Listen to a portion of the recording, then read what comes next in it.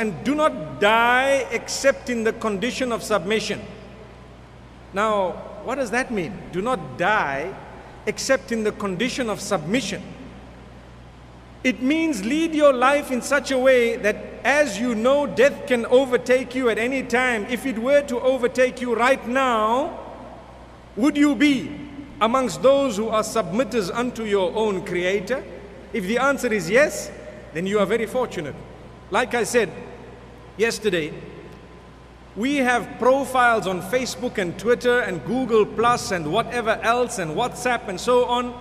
Ask yourself, would I like to die with that profile on?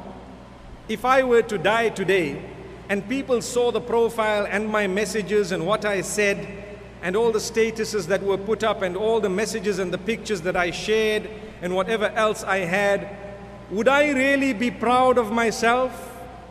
That's a very powerful question, because today we have social media and you find people choose the worst to put up on that. They share sometimes things that are so embarrassing. If they were to die, their close relatives would have to hide themselves or would have to find ways of how to close that account in a way that nobody on the globe can see it. Because people would say the last picture that this brother put on his, for example, account or the status he had and so on was something that was really not befitting a Muslim.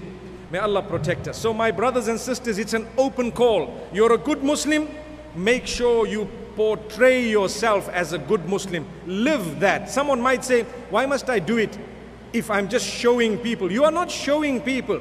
It's for the sake of Allah. And Allah says, when you set a good example, you will receive the reward of all those who follow that example, and every single one who has learned from that example. So my brothers and sisters, when you control yourself, when you discipline yourself to the degree that people learn from you and the discipline you have, you are automatically receiving a great reward. You are contributing towards the goodness of the ummah, and you are a person who definitely can be considered one who is trying to be a good Muslim.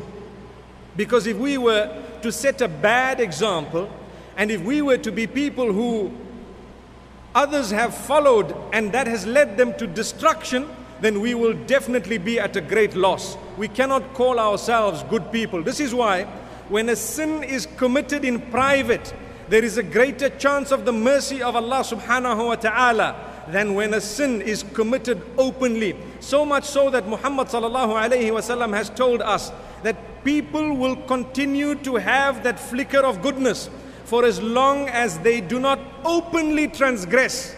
Where today sometimes you find people doing something very bad, and when you were to tell them, my son, it's not a good idea to do it so publicly and so boldly, they'll tell you, who are you? Even my father doesn't tell me that.